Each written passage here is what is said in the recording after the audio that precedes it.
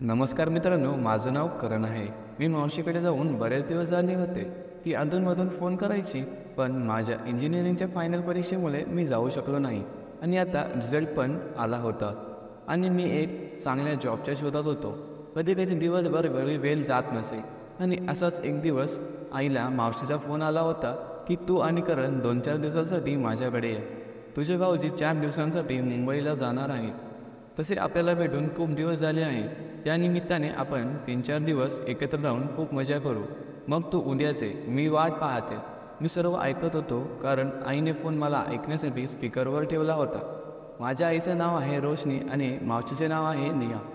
ते ऐकून आई म्हणाली, ठीक आहे नेहा, आम्ही दोघेही उद्या येतो तुझ्याकडे.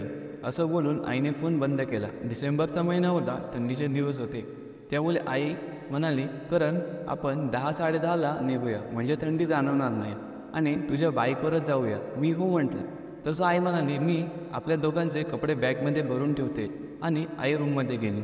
मी वर माझ्या खोलीत जाऊन बेडवर भरून विचार करू लागलो होतो की जर मावशीने आईला सर्व काही सांगितलं तर काय होईल, आणि आईसोबत असताना मावशीने माझ्याशी तसे काही केले आणि आईने पाहिलं तर काय होईल. विचार करत मी तसंच झोपी गेलो होतो. दुसऱ्या दिवशी मी आणि आई चहा नाश्ता घेऊन तयार झालो होतो. 10:30 वाजता आम्ही दोघीही बाईकवरून निघालो. 2 तासांचा रस्ता होता मावशीच्या गावाला जायचा. शहराच्या आतमध्ये आल्यावर कच्चा रस्ता सुरू झाला होता व बाईकची सीट मागे उंच असल्याने आई एकसारखी माझ्या अंगावर येत होती. मी आईला म्हटलं, मला घट्ट पकडून बस. आईला बाईकवर प्रवास करायची सवय नव्हती, त्यामुळे तिने एक हात माझ्या खांद्यावर ठेवून घट्ट पकडत दुसरा हात मांडीवर ठेवून घट्ट पकडून धरला होता आणि मागून मला चिकटून बसली होती. कच्चा रस्ता असल्यामुळे गाडी एकसारखी वर खाली होत होती, पण माझ्या मनात तसले कोणतेही विचार नव्हते. आता तर रस्ता खूपच खड्डे होऊ लागले होते. मी गाडी सावकाश चालवत होतो, तरी पण एकदा एक खड्डा चुकवताना गाडी दुसऱ्या खड्ड्यात गेली. तसं आम्ही दोघंही उडालोच आणि आई सावरण्यासाठी मला घट्ट चिपटून बसली. हे सर्व एक क्षणात झालं होतं. दोघांनाही काहीच कळलं नाही. आई म्हणाली, काय रस्ते आहेत बाई, कशी काय लोक प्रवास करतात देव जाणे. ते ऐकून मी आईला म्हटलं, अगं पावसामुळे खूपच दुर्दशा झाली आहे रस्त्यांची, थोडं पुढे गेल्यावर चांगला रस्ता लागेल. आई तशी म्हणाली, बरं झालं, नाहीतर मला वाटलं होतं की तुझ्या मावशीच्या घरापर्यंत असा रस्ता आहे की काय.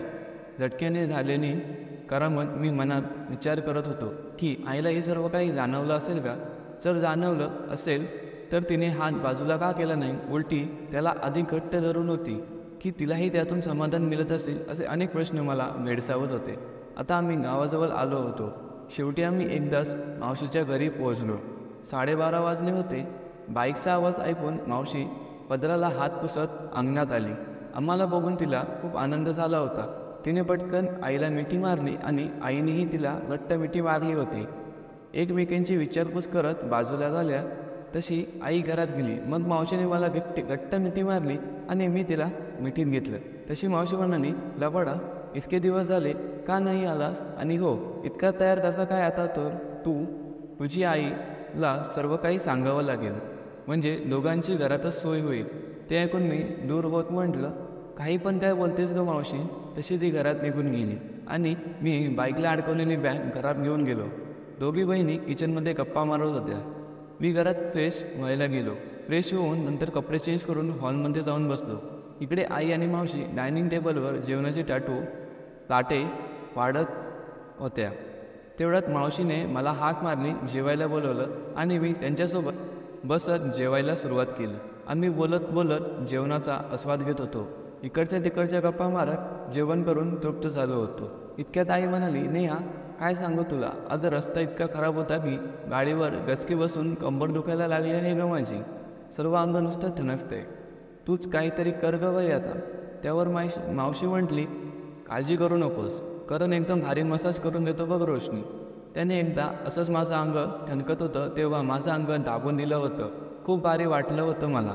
सर्व अंग एकदम नेकुलं झालं होतं. तसं मावशी मला डोळा मारत म्हणाली, करण आईचं अंग दाबून दे नंतर. मी हो म्हणालो. इथून उठून हॉलमध्ये जाऊन बसलो. माझ्या मनात एक प्रश्न सातावत होता की मावशी चक्क खोटी बोलली होती की मी चांगला मसाज करतो, पण का खोटं बोलली असावी आईशी.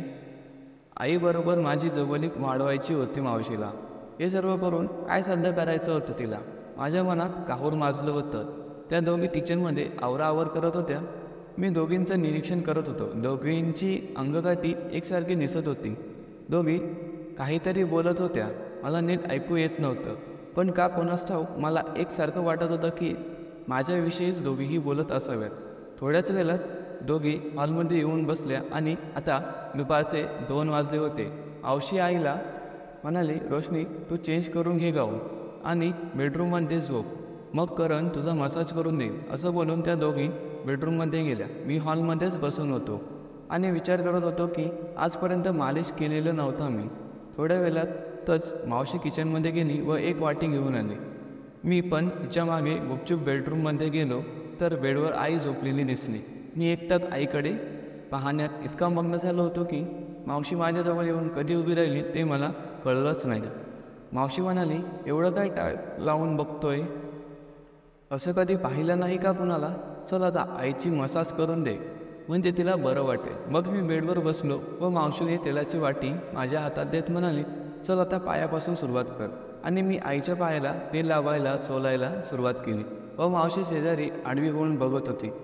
मी आलीपालीने दोन्ही पायाला तेल लावून चोलत होतो. तशी मावशी माझ्याकडेच मी हास्य करत बघत मला अजून वर कर म्हणत होती, पण मला लाज वाटत होती. इतक्यात आईने तोंड फिरवलं तशी मावशी बाजूला झाली आणि आईला म्हणाली, कसं वाटतंय? तशी आई म्हणाली, खूप भारी वाटतंय का नेहा, आज पहिल्यांदा असं काही करून घेते, तेही तू आग्रह केलास म्हणून. तुला बरंच काही माहीत आहे. मावशीने आईच्या डोक्यावर टपली मारली तशी आई म्हणाली, हा काय पानसटपणा करतेस ग? करण बघतोय ना, त्याला काय वाटेल? त्यावर मावशी आईला म्हटली, त्यात काय एवढं, तसंही करणने बरंच काही बघितलंय. आई लाजून तिला म्हटली, चल काहीतरीच काय, खूप नाटक करतेस तू.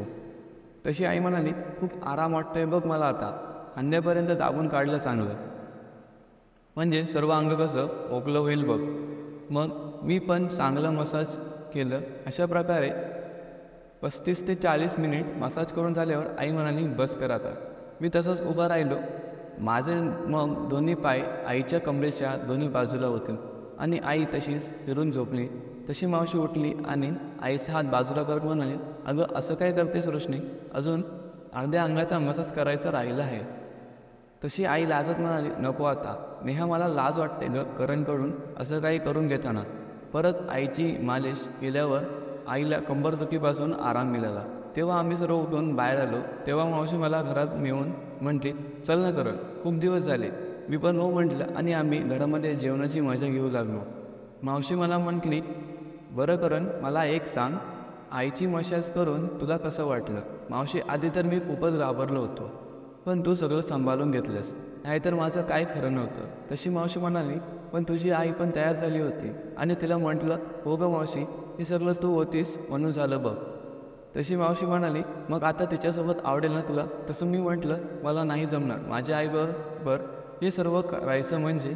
तशी मावशी म्हणाली, आता तू काही काळजी करू नकोस, जे काय करायचं आहे ते तुझी आईच करेल.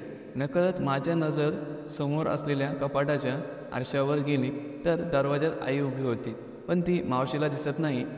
पण मी माहिती असूनही माहीत नसल्यासारखे जाणवत होतो आणि मी आरशात पाहू लागलो तर आई आम्हाला पाहत होती. 10 मिनिटांनी मी पुन्हा आरशात पाहिलं तर आई तिथे नव्हती. तशी मावशी म्हणाली, काय झालं रे करण? तसं मी मावशीला आई इथे आली होती ते सांगितलं. ते ऐकल्यावर मावशी खुश झाली होती. ती म्हणाली, काय सांगतो करण, म्हणजे बाण बरोबर निशाण्यावर बसलाय बघ, आता रोशनी स्वतःहून येईल बघ. असं म्हणून आम्ही दोघीही बेडवरून उतरून बाथरूममध्ये गेलो आणि फ्रेश झालो होतो. आता संध्याकाळचे 4 वाजले होते. मग आम्ही दोघेही कपडे घालून तयार झालो आणि मावशीला म्हटलं, मी जरा बाहेर फिरून येतो. तशी मावशी म्हटली, थांब जरा, मी आपल्याला चहा करते. आई पण फ्रेश होऊन हॉलमध्ये आली होती. तशी मावशी म्हणाली, रोशनी बस, मी चहा करते, म्हणजे बरं वाटेल, तशी हवेत गारवा आहे. त्यावर आई म्हणाली, हो कर ग नेहा, तेवढेच अंग गरम होईल. तसे तुला आता थंडी वाजत नसेल ना? आई खोचकपणे मावशीला बोलली. ते ऐकून मावशीच्या लगेच लक्षात आलं की ही अशी का बोलत आहे ते. पण मावशी तिला म्हणाली, आम्हाला सवय आहे थंडीची, तसे तुमच्या शहरात एवढी थंडी नसेल.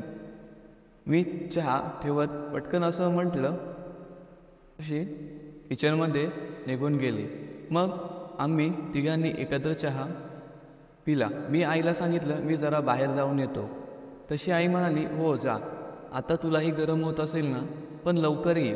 तसं मी आईला हो म्हणत बाहेर निघून गेलो आणि मी फिरत फिरत नदीच्या कडेला मस्तपैकी निसर्गरम्य वातावरणात जाऊन शांतपणे बसलो होतो. हवेत खूपच गारवा होता. थंडी हवा अंगाला झोंबत होती.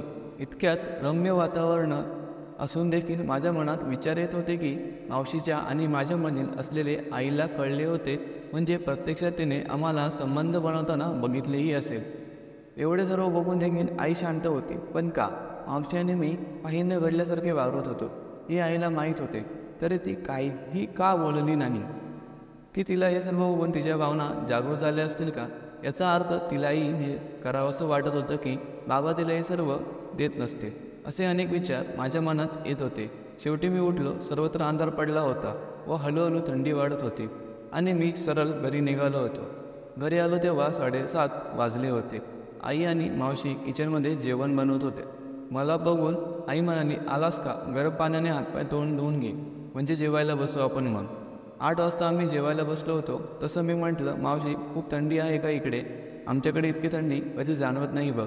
तशी मावशी मला डोला मारत म्हणाली, काळजी करू नकोस, तू आत हिटर आहे, तुला अजिबात थंडी लागणार नाही. त्यावर मी म्हटलं, हो का? मग ठीक आहे, मी लवकर झोपणार आहे आज. खूप दमलोय बघ आणि कंटाळाही आलाय मला. तशी आई म्हणाली, अरे तू एवढा तरणा ताठा मुलगा, तुला काय झालं दमायला या वयात? तशी मावशी म्हणाली, अगं प्रवासाने दमला असेल तो, आणि त्यात एवढा खराब रस्ता, त्यावर आई का काही बोलली नाही. अशा प्रकारचे आम्ही गप्पा मारत जेवणाचा आस्वाद घेतला. मग त्या दोघी सर्व आवरावर करायला लागल्या होत्या. मी अंगणात शतपावली करून बेडरूममध्ये झोपायला गेलो. मावशीने आणि सर्व तयारी करून ठेवली होती. भली मोठी ब्लँकेट पांघरण्यासाठी बेडवर पसरून ठेवली होती. तिघांना पुरेल एवढं लांबलचक होतं ते ब्लँकेट. मी कपडे काढून बेडवर चढलो आणि भिंतीच्या जवळ ब्लँकेट अंगावर ओढून झोपलो. त्या दोघी आल्या तरी बाजूला झोपतील आणि तसेही मावशी माझ्या जवळच झोपणार हे मला माहीत होतं, कारण खूप दिवसांची कसरत भरून काढणार होती मावशी. असे विचार करत मी शांत पडून होतो, पण काही केलं झोप लागत नव्हती. मी त्या दोघी येण्याची वाट पाहत होतो. अर्ध्या पाऊण तासानंतर त्या दोघी बोलत बेडरूममध्ये आल्या होत्या. तशी मावशी म्हणाली, रोशनी तू मध्ये झोपतेस का? मी मध्ये झोपू? तशी आई म्हणाली, तू झोप मध्ये. त्यावर मावशी म्हणाली, आता तू मध्ये झोपलीस तर तुला थंडी लागणार नाही. तरी आई नाही म्हणाली आणि मी त्या दोघींचं बोलणं ऐकत होतो. आता झोपलं तर नाटक करत होतो. थोड्याच वेळात हलू तोंडावरचे पांघरून बाजूला करून बघू लागलो तर सर्वत्र अंधार होता. काहीच दिसत नव्हतं. याचा अर्थ मावशीने सर्वच लाईट बंद केले होते. मी मनातून खूपच खुश झालो होतो, कारण आता आईला काहीही दिसणार नव्हते. 10-15 मिनिट मी तसंच पडून राहिलो, पण काहीच हालचाल झालेली नव्हती. मग मी हुस बदलत मावशीकडे तोंड करून झोपलो. काही वेळाने मी मावशीच्या अंगावर हातपाय टाकून तिला इशारा देत होतो आणि तीही माझ्या इशाऱ्यांना प्रत्युत्तर देत होती. थोड्या वेळाने तिने माझे अंगावर हातपाय टाकले आणि आम्ही थोडा वेळ रोमांस करून संबंध तयार करण्यास सुरुवात केली. काही वेळानंतर मला असे समजले की मी जिच्यासोबत संबंध बनवत आहे ती माझी मावशी नसून माझी आई आहे. त्या रात्री मी आईसोबत 3 वेळा संबंध बनवले आणि आईला संतुष्ट केले, शरीर सुखाची इच्छा पूर्ण केली. तर मित्रांनो, आजची व्हिडिओ तुम्हाला कशी वाटली कमेंट करून नक्की सांगा. अशा नवीन नवीन व्हिडिओसाठी कथांच्या रंगांना या यूट्यूब चॅनलला सबस्क्राईब करा. धन्यवाद.